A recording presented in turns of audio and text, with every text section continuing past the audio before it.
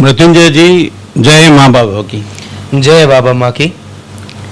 कुछ प्रश्नकर्ताओं ने प्रश्न किए हैं जी, उनका उत्तर जानने के लिए मैं आज आपके सम्मुख हूँ। अवश्य। एक एक करके हम वो प्रश्न लेते हैं। पहला प्रश्न है, ये रोजलीना जॉर्ज हैं, कोई फ्रांस से प्रश्न कर रही हैं। कहती हैं कि महाराज जी प्रणाम, मेरे माता पिता तथा मैं भारतीय मूल के हूँ और हम अलग पंथ से होते हुए भी हनुमान जी और शिव जी भगवान में पूरी आस्था रखते हैं। कभी कभी मैं अपने आप को बहुत कमजोर और असहाय महसूस करती हूँ। मैं ऐसा क्या करूँ कि जो मुझे सता रहे हैं उन्हें सही जवाब दे सकूं। रोजलीना जी, सर्वप्रथम तो आप खूब खुश रहिए, मस्त रहिए, आनंदित रहिए। जो लोग ऐसा कहते हैं, लोगों का काम है कहना, उनको कहने दीजिए। जो कुछ कर नहीं सकते वो कहने के सिवाय कुछ कर नहीं सकते। ध्यान से सुनिए, जो अपने जीवन में कुछ कर नहीं सकते वो करने वालों को कहने के अलावा कुछ कर नहीं सकते। और दूसरी चीज यहां पर आ जाती है कि ऐसे लोगों को जवाब देने से अच्छा है कि आप अपने भीतर की ऊर्जा को इतना प्रबल कर लें, इतना जबरदस्त कर लें कि उनके भीतर यही आ जाए कि हम तो सामना कर ही नहीं सकते। और उसका सर्वश्रेष्ठ उपाय है नाम जप। सर्वश्रेष्ठ उपाय है नाम जप। अब नाम में कोई भी हो सकता है, चाहे वो हरि हो, चाहे राम हो, चाहे शिव हो, चाहे मां का नाम, कोई भी नाम जप। मगर नाम जप सर्वश्रेष्ठ उपाय है आपकी ऊर्जा और शक्ति को एक अद्भुत और नवीन रूप देने के लिए। बहुत सुंदर जवाब। अगला प्रश्न जो है ये लोकेश कुमार जी हैं, जबलपुर से पूछ रहे हैं। कहते हैं कि महाराज जी चरण स्पर्श, अनेकों बार आप अपने प्रयासों से सफलता के मैं बहुत करीब पहुंच जाता हूं, फिर भी असफल हो जाता हूं। ऐसा मेरे साथ कई बार हो चुका है और उसके कारण मैं अवसाद में डूब गया हूं और मुझे लगता है कि सफलता मुझे कभी प्राप्त नहीं होगी। कृपया मेरा मार्गदर्शन करें। कई बार प्रयास करने पर सर्वप्रथम तो आप भी खुश रहिए लोकेश जी, खूब खुश रहिए। और ऐसा बिल्कुल नहीं सोचते कि मैं इतनी बार करता हूं असफल हो जाता हूं। अरे, परमात्मा का अंश हो आप। यहां बैठा प्रत्येक व्यक्ति, मेरे समक्ष बैठा यहां पर प्रत्येक व्यक्ति, और आप स्वयं भी लोकेश जी, आप सभी के भीतर परमात्मा का अंश है। 100 बार गिरे उठ, दोबारा प्रयास करिए और साथ में आप नाम जप और आरंभ कीजिए। आपकी सफलता आपके कदमों में ही है, इस बात का याद रखिए। असफलता कभी भी आपका फेलियर नहीं होनी चाहिए। जैसे जब बच्चा चलना सीखता है तो 100 बार गिरता है, तो क्या वो चल नहीं पाता क्या? पहले जब खड़ा होकर चलना सीखता है तो 100 बार गिरता है, फिर आधा खड़ा होकर घुटने के बल रेंगना सीखता है, चलना, क्रॉल करना जिसको बोलते हैं अंग्रेजी में, क्रॉलिंग सीखता है। उसके बाद धीरे धीरे धीरे धीरे सहारा पकड़ के वो चलना सीखता है खड़े होकर। तो ऐसे कभी मत सोचिए लोकेश जी कि आप निष्फल हुए या असफल हुए, नहीं। प्रयास करते रहिए, नाम जप करते रहिए। काम और प्रयासों के साथ साथ यदि हम ईश्वर की शरणागति पकड़ लें, सारी असफलताएं सिरे से अपने आप ही खारिज होकर वो सब सफलताओं में बदल जाती हैं। बहुत सुंदर जवाब। मुझे लगता है लोकेश जी को एक नया ऊर्जा प्राप्त हुई होगी आपके जवाब से। और निश्चित तौर पे वह जो है पुनः अपने प्रयास करेंगे, और इस बार चूंकि नाम जप के साथ करेंगे तो निश्चित रूप से ही ईश्वरीय शक्तियां भी उनके आसपास होंगी और उन्हें जरूर सफलता दिलाएंगी। अवश्य। अब तीसरा प्रश्न लेते हैं, और इसमें प्रश्नकर्ता ने ये भी नहीं बताया कि मैं कहाँ से हूँ और क्या नाम है मेरा। इसमें वह प्रश्नकर्ता कहता है कि महाराज जी, मैं एक संस्था से जुड़ा हुआ हूँ।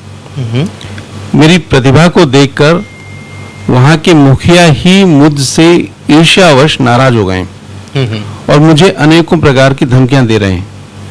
मुझे क्या करना चाहिए?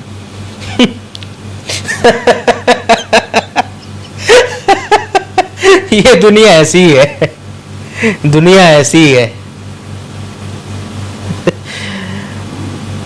इसमें सोचने वाला विषय नहीं है। बहुत अद्भुत निर्णय होता है जब हम किसी संस्था से जुड़े हों और अपनी प्रतिभा को निखारने का प्रयास करने लगे। ये बड़ा स्वाभाविक है कि मुखिया हो या उनके आसपास के लोग, उनका चिढ़ना स्वाभाविक है, कोई फर्क नहीं पड़ता इस बात से। और एक बात याद रखिए कि किसी के कह देने से कुछ बिगड़ता है क्या? कभी नहीं। बिगड़ता या संवरता सिर्फ आपकी अपनी सोच और आपके अपने प्रयासों से है। बोलने वाले बोलते रहेंगे, उनका काम है बोलना, और करने वाले करते रहेंगे, उनका काम है करना। अभी जैसा कहा, शुरू में कहा कि जो कुछ कर नहीं सकते ना, वो सिवाय कहने के कुछ कर नहीं सकते, उनका काम ही है कहना। लेकिन जो कर सकते हैं उन्हें कहने की जरूरत नहीं होती जब तक आवश्यकता नहीं होती। आप अपने प्रयास करते रहिए, बोलने वाले करते रहेंगे, धमकियां देते रहेंगे, ये इनका काम है। किसी के कह देने से कुछ फर्क नहीं पड़ता, किसी के कुछ भी बोल देने से कभी फर्क नहीं पड़ता। बस इसी बात का ध्यान रखिए, अपने प्रयासों में रहिए और आप पर ईश्वर की कृपा सदैव बनी रहे। आप जो भी हैं, जिन्होंने भी ये प्रश्न किया, आपके ऊपर ईश्वर की, भोलेनाथ की मां की कृपा सदैव बनी रहे और आप अपने मार्ग में जो आपने चुना है उसमें सदैव आगे बढ़ें। जो चिढ़ने वाले हैं उनको चिढ़ने दो, कोई अंतर नहीं पड़ता। इस बात को हमेशा याद रखो कि जंगल में अगर शेर चलकर जा रहा हो और 100, 200, लाख, 2 लाख तो नहीं, 100, 200 जंगली कुत्ते अगर पीछे से शेर को देखकर भौ भौ भौ भौ करते हैं, तो क्या शेर उसका कोई रिएक्शन देता है या उसको देने की जरूरत है? नहीं, वो अपना मदमस्त अपनी चाल में चलता जाता है। मगर अगर वो केवल एक टेढ़ी निगाह से देख भी ले, तो वो जो पीछे से हरकतें कर रहे हैं वो कहां दिखते हैं? वो कहीं भी नहीं दिखते। अगर वो उसको टेढ़ी गर्दन भी करने की जरूरत नहीं है, वो चलता चलता मदमस्त एक बार ठहर भी जाए, बस सबकी हवा निकल जाती है। तो जो आपके विषय में आपको धमकियां दे रहे हैं, उनको ऐसा ही समझिए कि उनका काम है करना। आप सिंह हैं क्योंकि आपने अपना मार्ग स्वतः चुना। चलते रहिए।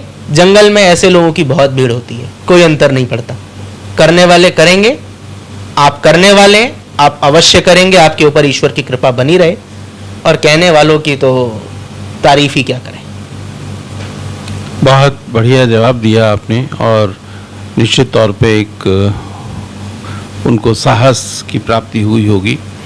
और जो चूंकि एक मान सम्मान होता है हृदय में मुखिया के प्रति, यदि मुखिया विपरीत हो जाए ईर्ष्यावश, तो उसको भी नकार देना चाहिए, ऐसा या उसको नज़रअंदाज कर देना चाहिए, ऐसा आपने उनको जवाब दिया। और उनको अपना मार्ग निश्चित तौर पर दिखाई दिया होगा आगे बढ़ने वाला। महाराज जी, इससे अगला जो प्रश्न है, ये भी कुछ पहले प्रश्न से मिलता जुलता ही। ये कहते हैं कि महाराज जी, मैं अपने लक्ष्य की ओर अग्रसर हूँ। ये लुधियाना से हैं अमृता कौर। कहती हैं कि महाराज जी, मैं अपने लक्ष्य की ओर अग्रसर हूँ, लेकिन मेरे आलोचक मेरा साहस तोड़ने का प्रयास करते हैं। मुझे क्या करना चाहिए? आलोचकों का काम क्या है? यही तो है। और अमृता जी, सर्वप्रथम तो आप भी खूब खूब आपके ऊपर ईश्वर का आशीर्वाद रहे और आपने जो चुना मार्ग आप उसमें आगे बढ़िए। हमारी ओर से आपको खूब खूब आशीर्वाद, भोलेनाथ और माँ की ओर से खूब खूब आशीर्वाद और प्रेम। आलोचकों का काम ही आलोचना करना है, मगर वो आलोचना अगर कर रहे हैं ना तो इसका अर्थ दूसरा है। अर्थ दूसरा कैसे है कि या तो सामने वाला आपकी आलोचना करके आपको गिराने का प्रयास तब करता है जब उसको दिखता है कि आप डरपोक हो, या वो ये स्वीकार कर ले कि भैया आप उससे ऊपर ही हो, उससे कम नहीं हो तो उसको लगता है कि वे आलोचना करके इसका साहस तोड़ा जाए।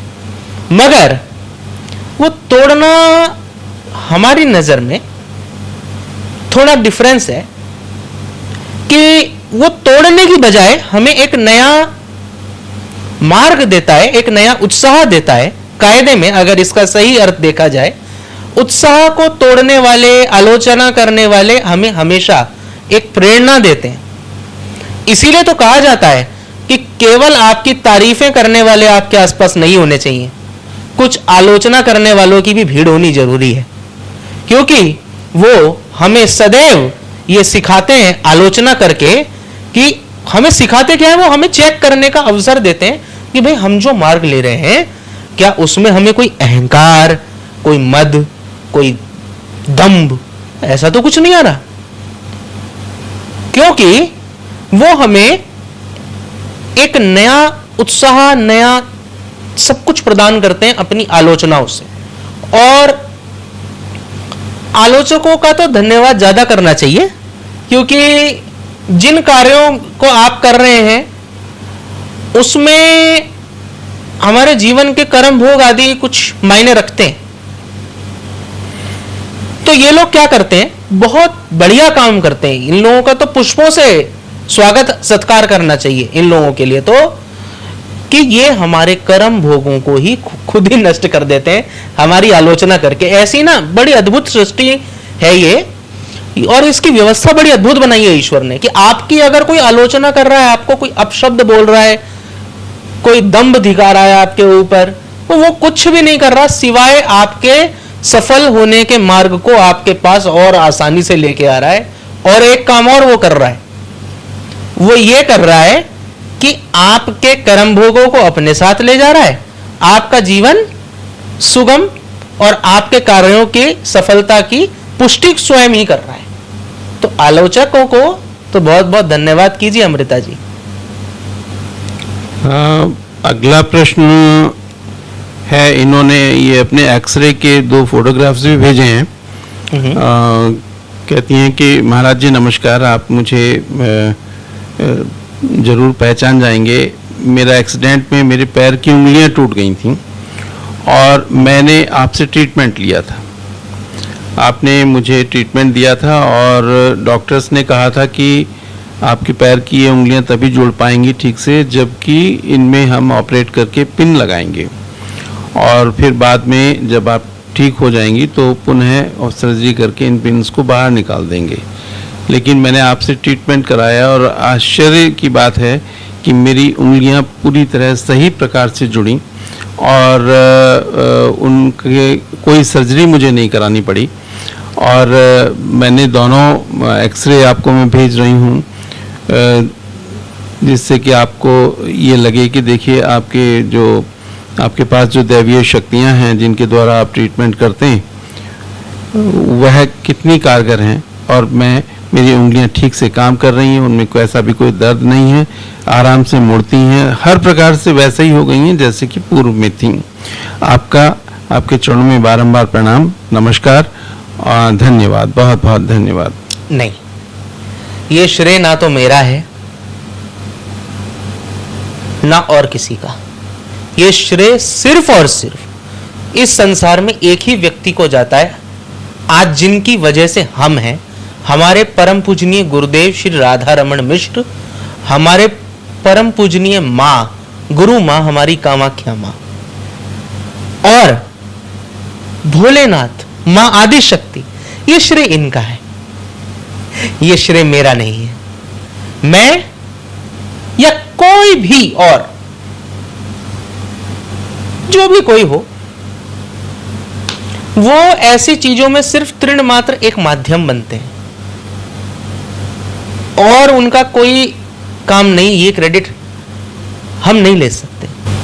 और आपका ये जो प्रेम भरा संदेश है, धन्यवाद है, स्वयं अपने आदरणीय गुरुदेव राधा रमन मिश्र, अपनी मां कामाख्या और भोलेनाथ और मां आदि शक्ति के श्री चरणों में अर्पित कर आपका ये धन्यवाद उनको सौंपता हूं। यही अंतिम प्रश्न था इस सेशन का और आपने बड़े ही सुंदर जवाब दिए और सबको एक नई ऊर्जा प्रदान की। आपने अपना समय निकाला हमसे बात करने के लिए, इसके लिए बहुत बहुत धन्यवाद। बहुत बहुत धन्यवाद। बहुत बहुत जय माँ बाबा की। जय बाबा।